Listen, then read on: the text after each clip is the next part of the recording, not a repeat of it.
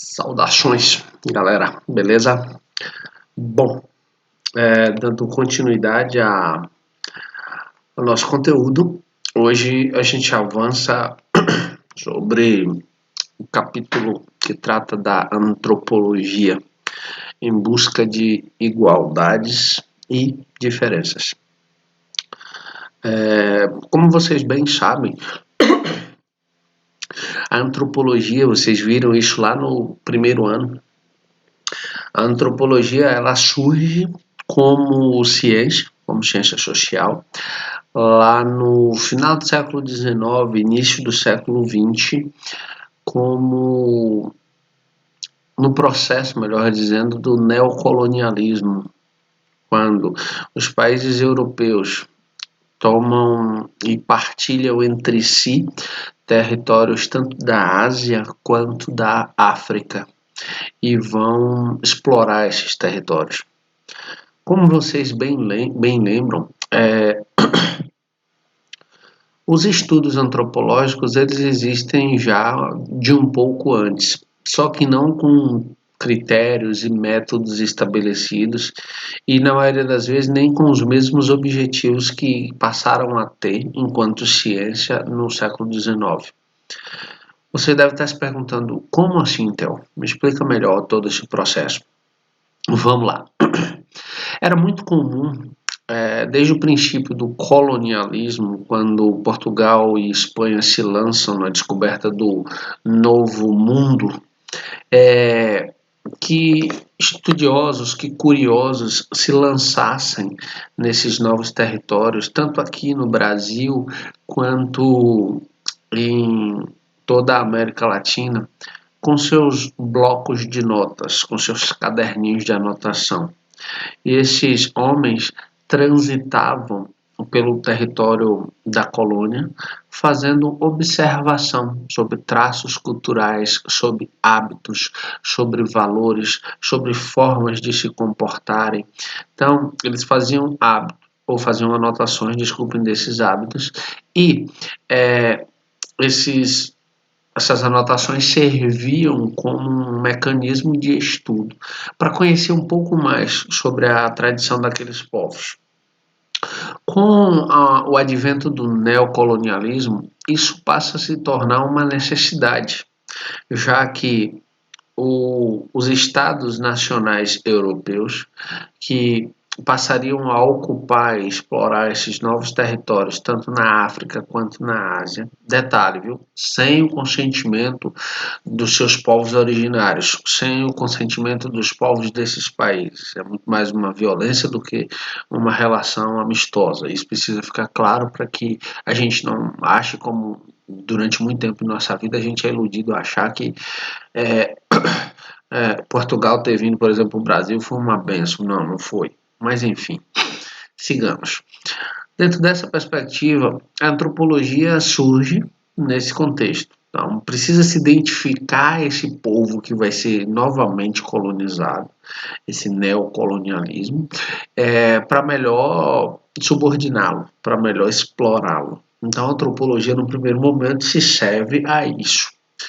O que é interessante é que você deve estar dizendo, caramba, que início para não se lembrar, que início para não se orgulhar. Mas você precisa lembrar que ela surge, a antropologia, enquanto ciência, patrocinada pelo grande capital, pelos grandes empresários, pelas pessoas abonadas, em algumas situações até pela nobreza, exatamente com esse intuito. Então, ela estava sendo financiada para cumprir determinadas ações, e ela cumpriu. Quando a gente tem a superação desse neocolonialismo, que você tem a finalização dessas colônias praticamente em meados do século XX. Poucas são as civilizações que perduram subjugadas às metrópoles europeias para além da metade do século XX. Então, a antropologia, ela, enquanto ciência social, ela precisa se readaptar. ela precisa encontrar outros focos de estudo, outros objetos a estudar e construir uma nova metodologia para continuar produzindo conhecimento. E ela assim o faz. Ela vai agora e o prato de objetos de estudo está cheio e posto, porque o mundo, apesar da globalização, apesar da comunicação em massa ter se popularizado de tal forma, a ponto da gente conseguir conversar em tempo real, com imagem e áudio, com uma pessoa do outro lado do mundo, as diferenças culturais, as particularidades de cada povo continuam existindo. Então, a antropologia vai ter aí um campo muito amplo para se debruçar, para estudar e para compreender tudo isso. No capítulo de hoje, a gente vai ver nada mais, nada menos do que como a antropologia tem feito isso. O capítulo é relativamente médio, então eu o dividi em duas partes. A gente vai pegar a primeira parte e depois a gente avança numa segunda aula sobre os conflitos e como a antropologia lidar com esses conflitos. Tranquilo? Vamos aos tópicos para a gente nortear a aula. Antropologia em busca de diferenças e igualdades. De igualdades e diferenças, tanto faz. Bom, a antropologia, como eu tinha dito antes, é uma ciência que abrange a investigação, a descrição e a explicação da diversidade humana e tem muito em comum com a sociologia. E você deve estar se perguntando, que em comum é esse? Se você parar para refletir, qual o papel da sociologia? Como e por que nasce a sociologia? Você também estudou isso quase no mesmo período, lá no início do primeiro ano. Sociologia nasce como uma ciência que deseja explicar os contextos sociais que estão surgindo na Europa pós-revolução industrial. Então, o êxodo rural, o inchaço das cidades, o surgimento do processo de urbanização, os conflitos entre classes, os abismos sociais, as diferenças, todas essas questões demandavam, ou seja, necessitavam de uma ciência que fosse capaz de explicar tudo isso. Da mesma forma que ela explica a sociedade europeia em seus processos de transformação, a antropologia vai estudar os processos de outros lugares. Não à toa a antropologia é chamada de ciência da alteridade, ou seja, ciência do outro. Por quê? Porque através da descrição ela vai nos apresentar quem é esse outro, seus traços culturais, seus valores, seus hábitos e vai nos permitir conhecer esse outro. Tranquilo? Então, avancemos.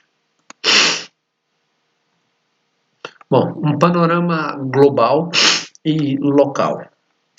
Fatores como o estreitamento das relações internacionais, o incentivo ao consumo, as constantes imigrações, o desenvolvimento dos veículos e dos meios de comunicação favorecem a aproximação entre povos e etnias. Se pararmos para pensar, o processo de globalização facilitou e aproximou em muito o acesso a outras culturas. Hoje, um simples clicar de botões ou de toques em tela de um celular, você tem acesso a, pelo menos, as informações de diversas culturas pelo mundo. Você pode hoje tranquilamente viajar pelo mundo, porque não apenas os transportes permitem isso a um custo relativamente baixo, se compararmos com outros momentos da história, como a gente também viu a inserção de valores culturais de um país em outro. Ou seja, a gente tem assistido muito à incorporação de traços culturais de outros países adentrando ao nosso, assim como a outras civilizações. E tudo isso tem aproximado grupos de pessoas, tem aproximado etnias diferentes, tem tornado o mundo como uma expressão clássica que você encontra na geografia, e isso se tornou extremamente literal. Desculpem esse vírus, eu não consegui resolver ainda, gente. A expressão aldeia global. Literalmente nos tornamos uma aldeia conectada, próxima em todas as relações. Então, tudo isso se tornou um espaço de estudo da antropologia. Os antropólogos contemporâneos têm se debruçado sobre os assuntos, sobre os estudos, desculpem, das consequências do desenvolvimento do capitalismo e da globalização, como o abalo e a destruição de processos identitários individuais e coletivos por meio da aproximação de modos de vida diferentes. Quando você vai visitar uma cultura diferente da sua, como um processo de autodescoberta, como um processo de ampliação de seus próprios conhecimentos, é natural que essa visita, que essa busca, que esse estudo, seja para encontrar algo diferente do que você já sabe, diferente do que você já conhece. No entanto, é muito comum que, como nós nos tornamos uma espécie de aldeia global, a gente saia daqui para visitar, por exemplo, a China e encontre na China comida ocidental, principalmente o fast food americano, principalmente a incorporação desse segmento alimentício que hoje está presente no mundo inteiro. Lembro-me de uma colega, de uma amiga que foi fazer uma viagem para a Tailândia, ela e um grupo de outros amigos, e eles chegaram na primeira semana na Tailândia e disseram que no primeiro dia tentaram comer a comida tailandesa, mas ela é tão apimentada, tão apimentada, tão apimentada, que mesmo quando eles pediam para não ter tanta pimenta, vinha muito forte. Então, o que eles foram obrigados a fazer? Eles foram obrigados a comer praticamente durante uma semana fast food, no café da manhã, no almoço e na janta. Percebam onde eles estão, na Tailândia. E olha o que estava lá disponível, como está em diversos países do Oriente. McDonald's. Assim como diversas outras marcas. O que é interessante é que essa pluralidade, esse encontro de culturas, ela nem sempre é uma troca igual, ela nem sempre é uma troca justa, e é isso que precisa ficar claro. Com todos os avanços e com todo esse objeto de estudo que a antropologia contemporânea tem para se dedicar, essa aproximação continua ainda com resquícios do que foi, por exemplo, o neocolonialismo. Por quê? Como assim, Theo? Porque esse encontro entre culturas diferentes continua ainda assim sendo entre uma que se impõe e outra que recebe algo imposto. É só observar para a gente. Qual é a. Deixa eu lembrar de um ponto específico para a gente pensar. Bom, lembrei. Qual a referência de moda para a gente? A moda europeia. A gente foi colonizado por portugueses, ou seja, por europeus.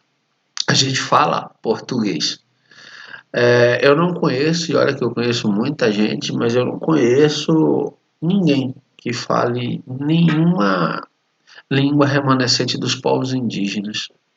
A gente literalmente incorporou o português como nossa língua.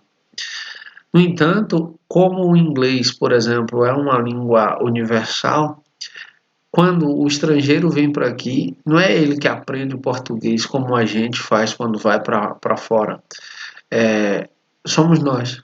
que aprendemos o inglês para melhor atender, ou melhor, para melhor servir numa relação de subserviência ao estrangeiro que chega.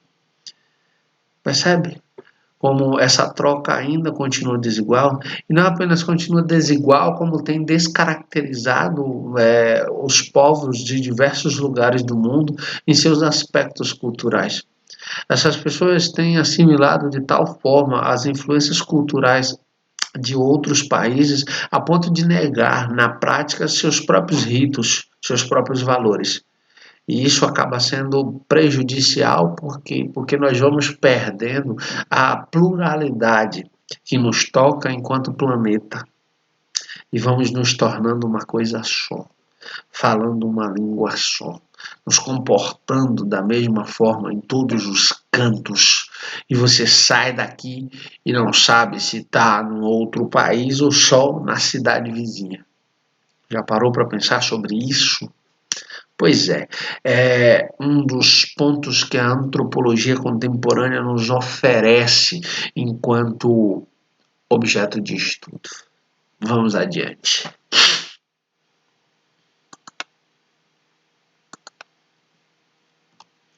Bom, identidade cultural e política como organização das minorias. Grupos que não têm seus direitos plenamente reconhecidos na sociedade em que estão inseridos. Percebam o seguinte: identidade cultural e política como a organização das minorias. É interessante porque até os conceitos, quando a gente para pensar sobre eles, os conceitos nos incomodam. Porque quem são essas minorias? Já pararam para pensar sobre isso? É uma contradição em termos, é o que a gente chama em filosofia de axioma. Por que uma contradição em termos? Porque essas chamadas minorias representam em números, às vezes, a maioria da população. Exemplo, somos, enquanto negros, em torno de 53 a 54% da população brasileira. Quando eu digo negros, eu estou falando de pretos, negros. Somos entre 53 e 54%. 52, 53, 54, não tenho um número preciso. Mas somos minoria em direitos. Nós não temos direitos básicos respeitados. Que direitos básicos? Eu poderia dizer direito à vida. Afinal de contas, o Estado, através da polícia, mata diariamente negros em todo o território nacional. Pretos, marginalizados em suas comunidades periféricas, antes chamadas de favelas. Nós não temos o direito de escolher, apesar da Constituição dizer que somos livres, as pessoas não têm o direito de escolher sua opção sexual e são massacradas dentro da sociedade por essas escolhas. E por mais que tenhamos avançado no reconhecimento das identidades individuais, elas ainda são vítimas dos mais diversos tipos de violência. Essas minorias estão, de certa forma, presentes em todos os lugares. Minorias em direitos, minorias em acessos, mas maiorias em números. Há um livro que eu super recomendo, vai com certeza mudar a sua forma de ver o mundo e vai fazê-lo repensar a história do mundo de um modo geral. É um livro incômodo, um livro que você lê com uma certa tristeza. Me veio lágrimas aos olhos durante bons trechos. E é um livro fininho, são, salvo engano, 170 e poucas páginas, que é do sociólogo polonês Zygmunt Bauman, que discute o conceito de liquidez na pós-modernidade. E no livro Tempos Líquidos, ele aborda essa questão dos deslocamentos de refugiados de guerra. e como esses indivíduos eles são obrigados a subsistirem fora do território para onde migraram, normalmente a Europa, e como eles vão sendo inseridos em campos de refugiados. Pessoas que estão há 10, 15, 20, 30 anos num campo de refugiados, sobrevivendo sem a menor condição. E ele nos coloca, inclusive, outras questões que antes nos parecem ações humanitárias, e depois a gente para perceber como assim são ações humanitárias. Porque elas são patrocinadas por quem mantém essas pessoas lá. Mas óbvio, essa não é uma discussão para este momento, eu só queria fazer a referência. Por quê? Porque também são minorias. São minorias em direitos, são minorias em acesso, mas são maiorias em números. E a gente tem, óbvio, assistido a um avanço, em alguma medida, fruto de muita resistência das minorias, para pelo menos o espaço de debate se tornar mais amplo. Mas ainda assim é uma luta de longa distância ainda a ser percorrida e precisa ainda da resistência de muita gente. Como exemplo desses conflitos e dessas resistências é só a gente pensar, por exemplo, os movimentos antirracistas que povoaram o mundo nas últimas semanas, que movimentaram o mundo nas últimas semanas. Eu espero, sinceramente, que eles continuem. É preciso colocar o dedo nessa ferida e remexê-la de todas as formas possíveis para que a gente entenda que o racismo existe e que ele é mais cotidiano do que a gente supõe em nossa vã filosofia, como diria um trecho atribuído a Shakespeare. Vamos ao próximo tópico. No Brasil, são realizadas pesquisas sobre os problemas enfrentados por grupos indígenas, por exemplo, tanto no espaço agrário como nos territórios urbanos. Bom, primeiro que eu me recordo de uma vez, não vou me lembrar do ano especificamente, mas me recordo que na escola aconteceu uma festa, a fantasia, e algumas pessoas foram vestidas de índio. E um aluno fez uma crítica muito real, que ele disse: índio não é fantasia. Os nossos povos originários não devem ser tratados como folclore, não devem ser tratados como aspectos que remetem a fantasias, a ilusões. Não, são pessoas que estavam aqui há 520 anos, quando os primeiros portugueses desembarcaram no sul da Bahia. São pessoas que compunham, na época, diversas etnias, diversos grupos que tinham uma população estimada entre 8 e 9 milhões de pessoas e que foram violentamente massacrados ao longo desses 520 anos, a ponto de reduzirem a sua população hoje para em torno de 900 mil pessoas, ou seja, 10% do que eram. E esse massacre continua, não se iludam. Esse massacre não apenas continua, como de certa forma ele hoje tem o aval, ou pelo menos a vista grossa, ou fingir não ver, do governo federal. Quando tira dos órgãos que protegem essas comunidades o poder para agir. Quando faz vista grossa para as invasões das terras desses povos que foram demarcadas como espaço de preservação de hábitos, de culturas, de valores típicos desses povos originários. Então, papel do antropólogo dentro da antropologia contemporânea levantar dados e pesquisas sobre como essas comunidades elas continuam a existir, tanto em suas estruturas originárias, ou seja, na floresta, vivendo do que a floresta oferece, como numa tentativa de adequação pela necessidade ao migrarem para os centros urbanos. Tranquilo? Então vamos ao próximo tópico. Entender a cultura popular, as questões de identidade e de religião das minorias, a fim de elucidar a produção de fenômenos sociais em um país contraditório e, ao mesmo tempo, moderno, calcado em raízes tradicionais, etnicamente múltiplo e socialmente injusto, desculpa. Eu me recordo de uma aula em que a gente estava falando exatamente sobre a ausência de uma identidade que nos oferecesse a ideia de povo. O Brasil é um país de proporções continentais. A gente tem um território gigantesco.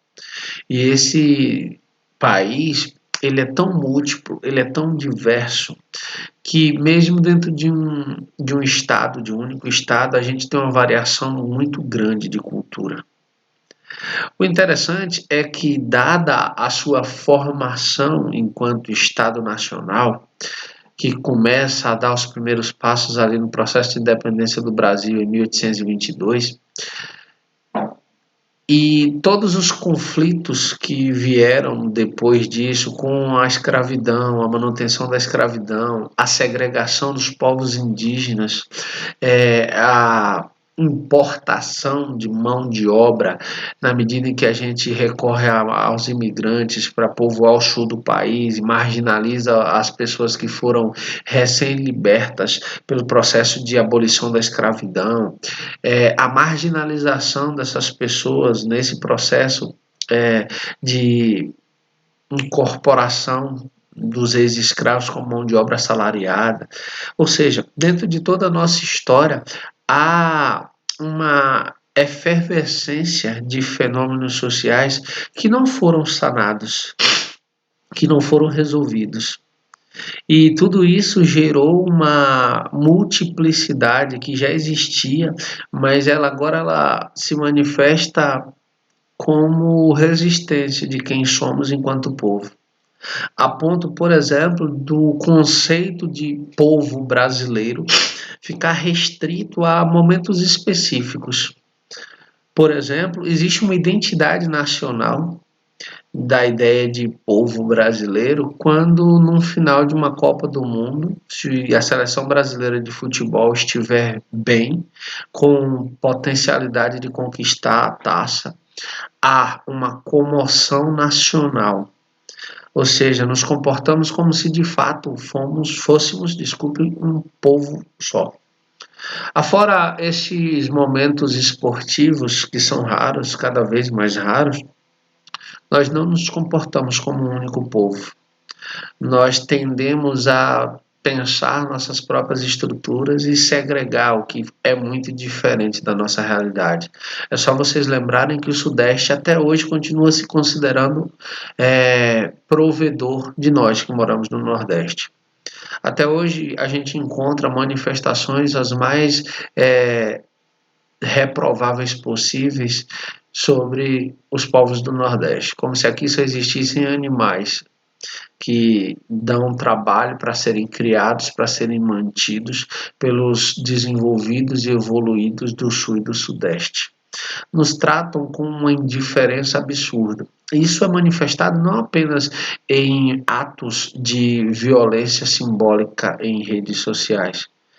Vai passear no Sudeste e leva junto o seu sotaque, para você ver o quanto as pessoas te olham diferente, para vocês verem o quanto as pessoas te tratam com um certo pesar. E mesmo quando você vai numa condição de pertencente a um grupo privilegiado, ainda há quem diga, na vergonha de se posicionar xenofóbico, diz: eu acho o sotaque do Nordeste uma coisa linda. O simples fato de reconhecer o sotaque é uma forma de dizer: olha, você é diferente. Ah, você é do Nordeste. Por que você não ficou lá? Lá tem praias lindas. Você deveria ficar lá. Está fazendo o que aqui? esse tipo de manifestação. Como eu já disse, inclusive, para vocês, eu ouvi um absurdo uma vez em Florianópolis, uma menina, estudante universitária, né? Ela disse, lá tem universidade. Eu olhei para a cara dela e disse, hã? Você acha que é o que lá, minha filha? Um canavial? Que a gente ainda está na produção açucareira que serviu de base econômica durante a colônia. Uma das primeiras universidades mais importantes do Brasil, a Faculdade Baiana de Medicina, é de lá. Nordeste, Baiana, Bahia, sabe? Sabe? Então, assim, não surpreende que a gente não se veja como um povo. Fomos obrigados a não nos vermos como um povo. Vamos ao próximo tópico. Caramba, estou tentando deixar essa aula menor, mas está complicado. O tema é polêmico. Antropologia física e cultural. Bom, os objetos de estudo da antropologia física são as características físicas e indutivas do ser humano. De que forma essa antropologia física recorre a conhecimento sobre o ser humano? Através, óbvio, de estudos vinculados à arqueologia. Quando, através de restos de material mesmo humano, de traços culturais, de valores, de peças, os mais diversas possíveis que as pessoas usaram em suas vidas, são coletados pela arqueologia, e isso permite que a antropologia física desenvolva estudos para entender os hábitos e comportamentos de determinadas civilizações, de determinados povos. O antropólogo físico estuda as diferenças entre raças, etnias e grupos, fazendo um amplo uso de estudos genéticos e antropometria, sistema de medição das características físicas do ser humano. Ou seja, literalmente características físicas, gente. O formato do rosto, tamanho do nariz, tipo do cabelo. Esses são dados para caracterizar as diferenças entre povos. E aí, lembrem-se, nesse contexto de investigação, são exclusivamente dados para entender como essas populações se comportam, por que se comportam daquele jeito, as características físicas, e para diferenciá-las de outras raças, de outras etnias, de outros grupos. Já a antropologia cultural, ele é literalmente o estudo da cultura humana, levando em consideração que cultura é o conjunto de símbolos elaborados por um povo. A cultura de um povo tem aspectos materiais e imateriais. Como vocês bem lembram, e a gente já viu isso, e vocês já viram isso em história, e já, de certa forma, consomem isso em arte, tudo que o homem faz é cultura. Toda a ação de transformar a natureza em seu próprio benefício é um ato de cultura. Então, você vai perambular, você vai passear, vai caminhar, vai conhecer diversos lugares e vai perceber que lá, esses lugares, a cultura é completamente diferente da sua. Só para ficar no exemplo simples, dentro do mesmo estado, eu já disse isso, mas eu gosto de reforçar porque isso é gritante. Para a gente aqui, enquanto Sudoeste, enquanto Alto Sertão, a gente está muito próximo da culinária mineira. A gente come muita comida farofada. Quando vocês vão para o Recôncavo, para Salvador, você come muita comida de caldo. Você come muita moqueca. E isso eu estou fazendo menção a um cenário da cultura que é a culinária. E isso dentro do mesmo estado. Agora imagina isso num âmbito maior. Imagina isso no âmbito do país, do Brasil enquanto Brasil. Só você lembrar, por exemplo, as diferenças entre a nossa alimentação e a alimentação no Pará, por exemplo. Tranquilo? Vamos adiante. Bom, o mundo cultural é um sistema de significados pré-estabelecidos. A língua que aprendemos e observamos, as relações familiares, a forma como andamos, brincamos e sentimos. Ou seja, tudo isso depende da nossa cultura. Tudo isso depende de como nós fomos inseridos no mundo da cultura. Você pode nascer no Japão, mas se você for criado aqui no Brasil, você se desenvolverá dentro dos aspectos culturais do Brasil, mesmo sendo japonês de origem. Então, são as relações humanas que começam com a família e vão se estabelecendo depois com a escola e depois com a própria sociedade em si, que irá nos formar dentro da cultura da qual a gente faz parte. A antropologia social divide-se em duas disciplinas, que são a etnografia e a etnologia. A etnografia consiste no estudo descritivo das diferenças culturais humanas tomadas de forma individual. Lembra quando eu estava falando lá no slide anterior sobre a etnometria, que são a medição das características humanas, literalmente? Então, entre um dos aspectos possíveis de realizar a etnografia está a etnometria. Por quê? Porque são exatamente o notar dessas diferenças. O que me caracteriza como negro? Nariz largo, cabelo crespo, rosto um pouco arredondado. Então, são características específicas que me tornam pertencentes à negritude. Tá claro? Bom, e a etnologia, com base fornecidos pela etnografia e por outras ciências humanas, como a linguística, como as línguas são utilizadas e como cada um dos dialetos é utilizado, a arqueologia, com os resquícios materiais da vida de determinados povos, e a própria sociologia, é o estudo da estrutura e da evolução de determinada cultura ou conjunto de culturas. Ou seja, percebam como nas ciências humanas há um diálogo permanente entre diversas áreas do saber para a construção de um conhecimento seguro. Não é uma balbúrdia, como afirmam alguns membros do governo federal. Não, o trabalho aqui é sério. E é um trabalho voltado para a compreensão das populações enquanto enquanto identidades culturais. E para se fazer um trabalho sério nesse sentido, é preciso estabelecer pontes, diálogos entre as diversas estruturas das ciências humanas e sociais. Tranquilo? Vamos adiante. A antropologia e a globalização. Até o fim dos anos de 1980, manteve-se a divisão em duas áreas de influência, socialismo e capitalismo. Como vocês bem sabem, pós-Segunda Guerra Mundial, 45, o mundo foi bipolarizado, foi dividido entre duas potências. A União Soviética, a representar o socialismo, e os Estados Unidos da América, a representar o capitalismo.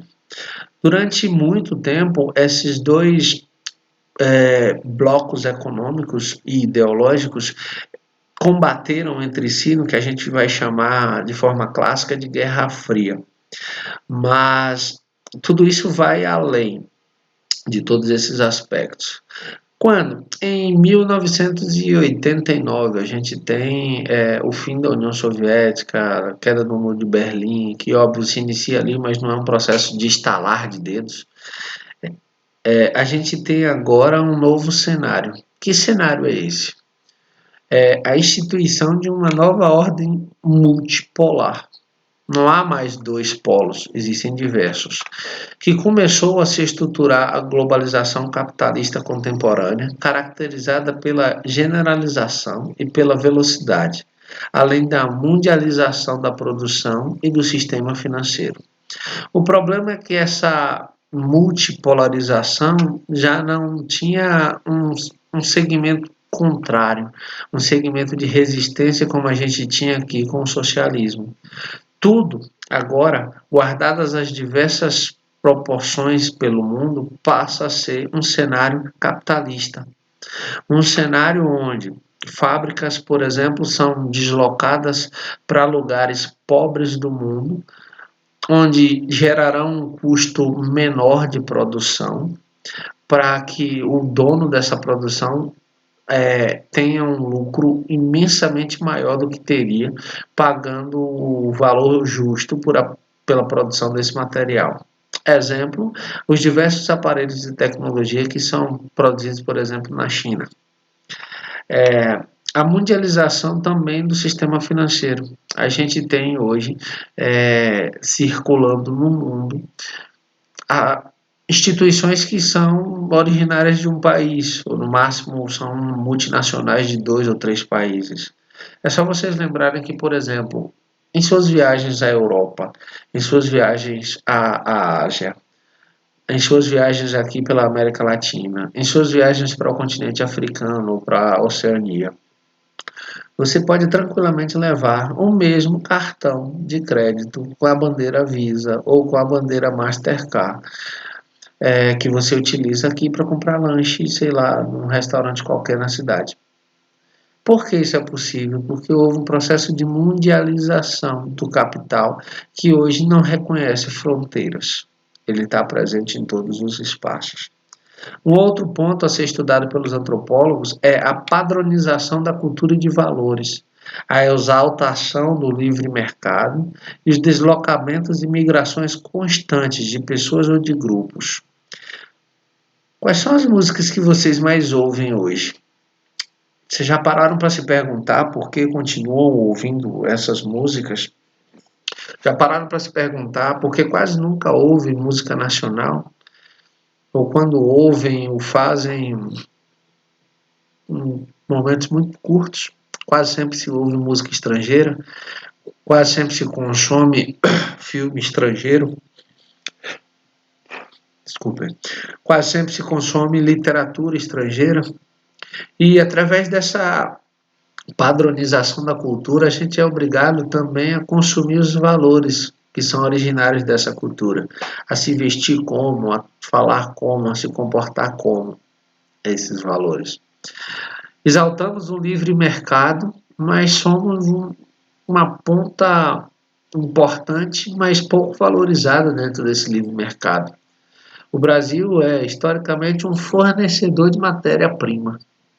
E ao resto do mundo é interessantíssimo que ele continue assim. Por isso, infelizmente, muitas das políticas realizadas no país tendem a nos manter subservientes, exclusivamente como fornecedores de matéria-prima no mundo, dentro de um livre mercado fomentado pelo capital. Os deslocamentos e migrações constantes de pessoas e grupos. A gente tem assistido nos últimos tempos explodirem conflitos em diversas áreas do mundo. Oriente Médio, no continente africano, isso tem se tornado mais comum. Mas mesmo para além desses conflitos humanos, coisas que a gente ainda não conseguiu sanar com todo o desenvolvimento do conhecimento e da tecnologia, há também as tentativas de deslocamento por melhores condições de vida. Como assim, Theo? Imagina, a Venezuela, por exemplo, tem passado por um caos político, econômico e social.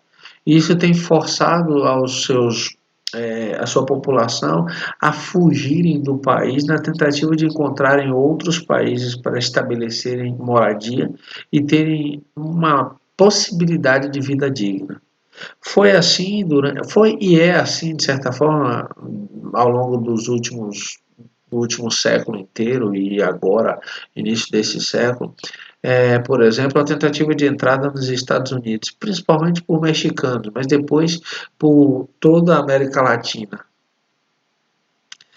Mais recentemente, os chamados refugiados chegando à Europa das formas mais insanas possíveis, fugindo de conflitos tanto na Ásia, ali no Médio Oriente, né, como vindos da África. O que é interessante é que, por exemplo, quando a Europa neocolonizou a África, eles foram para lá. Dilapidaram, massacraram as populações locais, possibilitar o desenvolvimento político, econômico e social dessas populações. E agora, quando essas populações saem de seus países originários e se deslocam para o que eram antes suas metrópoles em busca de uma melhor condição de vida, são marginalizados, escanteados, colocados de lado. Só parte de um processo. Só parte de um processo que tem repercussão e resultados severos contra a vida humana.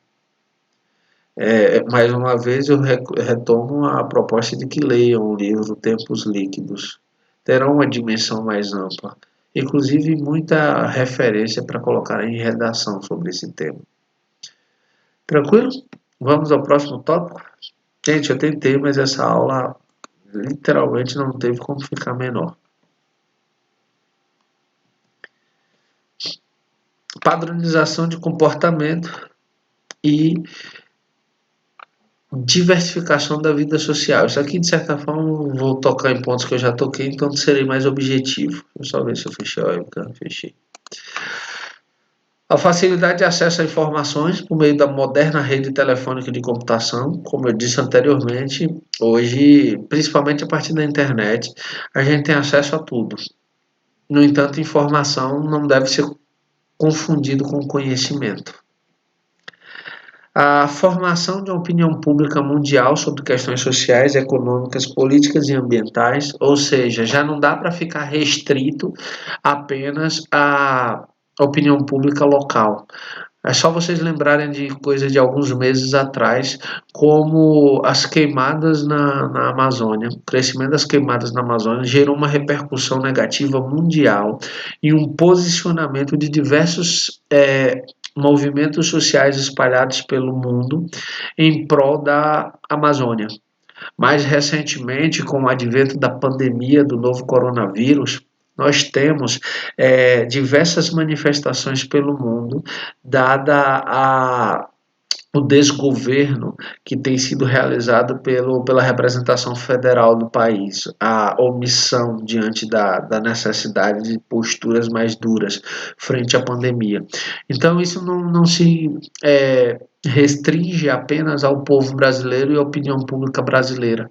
Como as fronteiras, pelo menos as fronteiras virtuais, elas se tornaram mais fluidas a partir da internet, então as pessoas tendem a se posicionar sobre questões humanitárias, ambientais, políticas, sociais, econômicas. Por quê? Porque a internet se tornou um campo aberto. A globalização tem provocado ainda a homogeneização de comportamento ao estimular o consumo e o modismo, introduzindo novos valores e hábitos.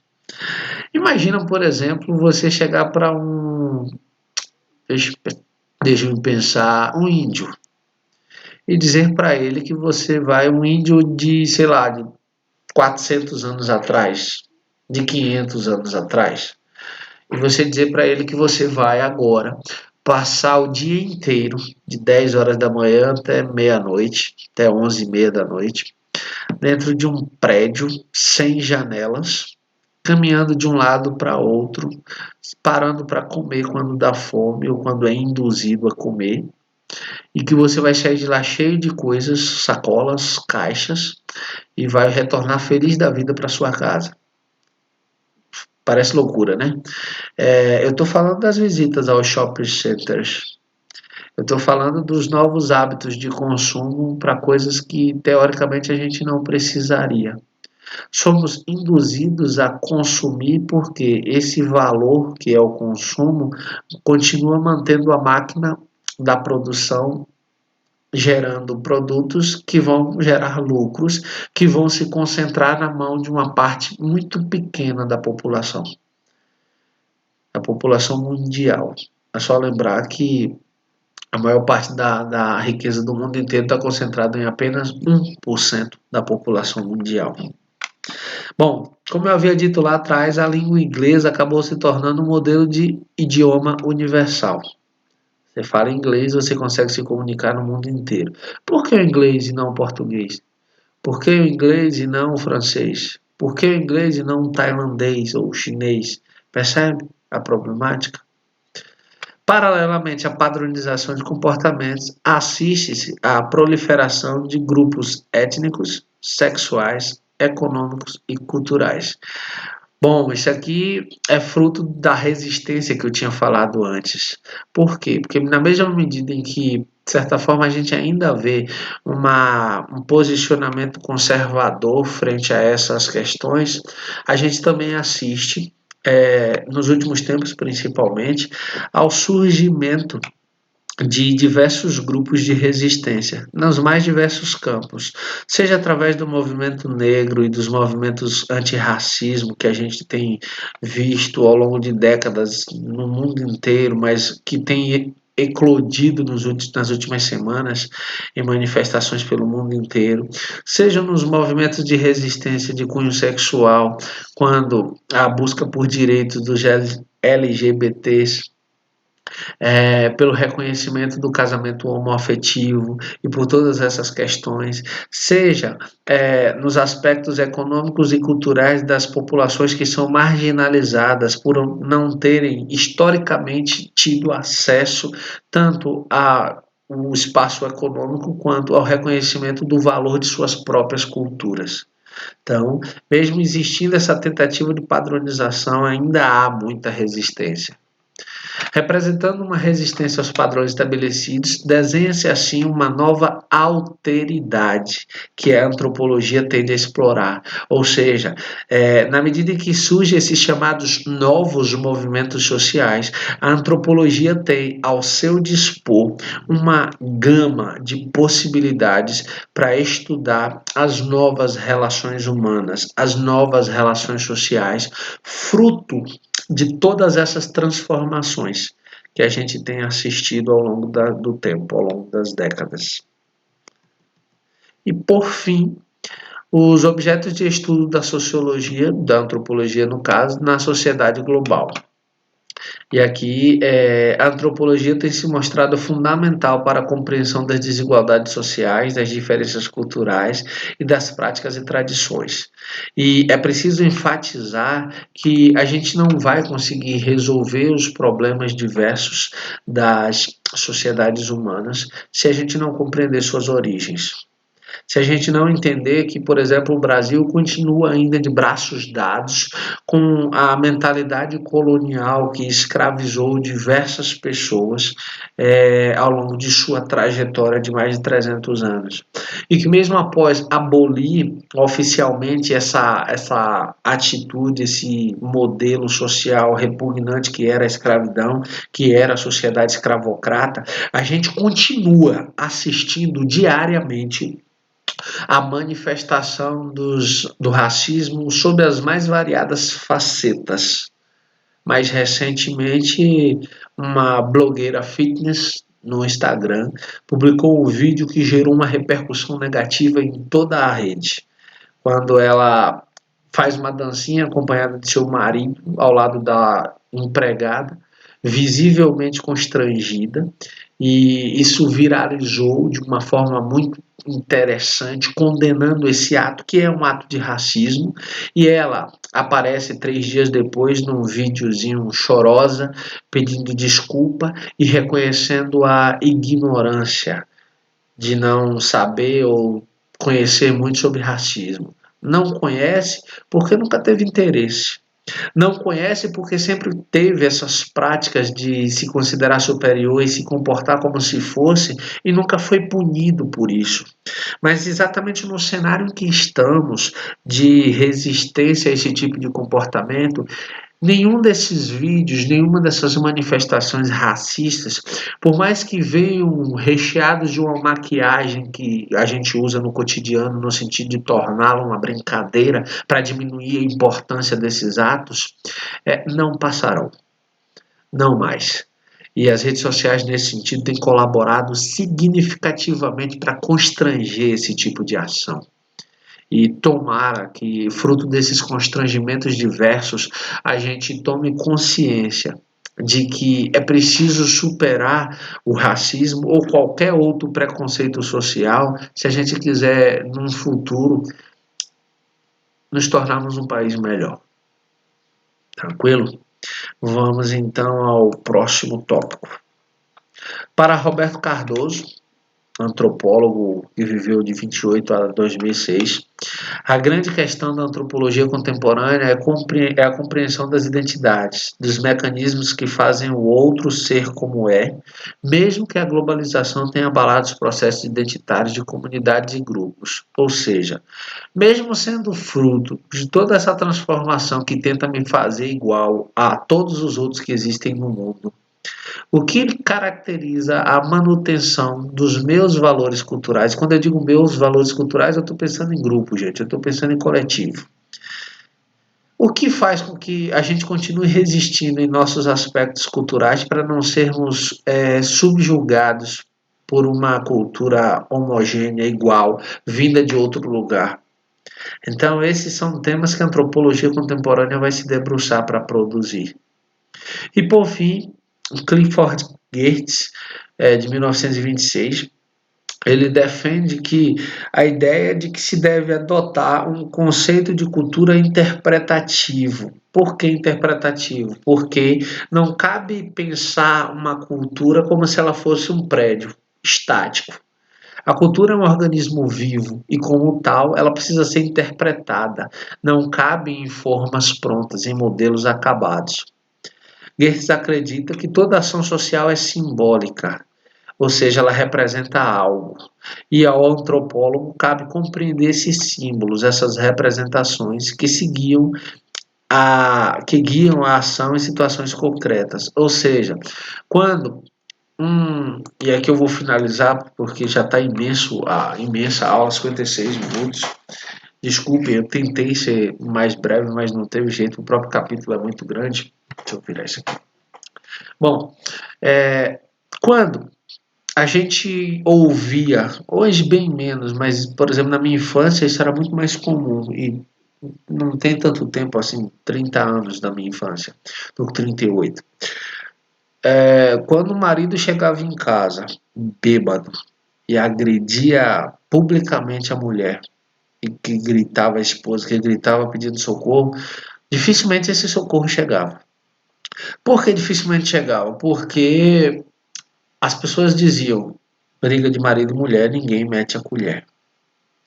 A gente é, sem sombra de dúvida, o país que mais comete feminicídio no mundo. Se a gente não é o primeiro, a gente está com certeza entre os 10, o top 10. E é um top 10 negativo. Por mais que na minha infância isso fosse cotidiano, porque eu morava numa comunidade de 2.000 habitantes, com diversos problemas sociais, no interior, na roça mesmo, lá de Cruz das Almas, então a gente via isso quase todo dia, nas diversas vizinhanças. Quando a gente para pensar que avançamos 30 anos em diversos progressos de conhecimento, a gente continua assistindo esse tipo de situação. E continua ouvindo o mesmo discurso. Briga de marido e mulher, não se mete a colher. E fruto dessa crença, a gente assiste às manifestações mais variadas de violência contra as mulheres em suas próprias casas, realizada por seus próprios parceiros, e pouco se faz. Óbvio, há a criação da Delegacia da Mulher, especializada em crimes contra a mulher, há, óbvio, um avanço significativo com a criação da Lei Maria da Penha, mas as denúncias ainda são menores, muito, infinitamente menores, do que as punições contra esses agressores. Porque essas agressões, elas não são só físicas, elas são também psicológicas. E dentro desse contexto, são esses símbolos que a gente continua reproduzindo que, de certa forma, guiam a ação concreta. Então, se a gente quiser mudar a ação concreta, a gente precisa mudar o que é simbólico. E violência não é legal.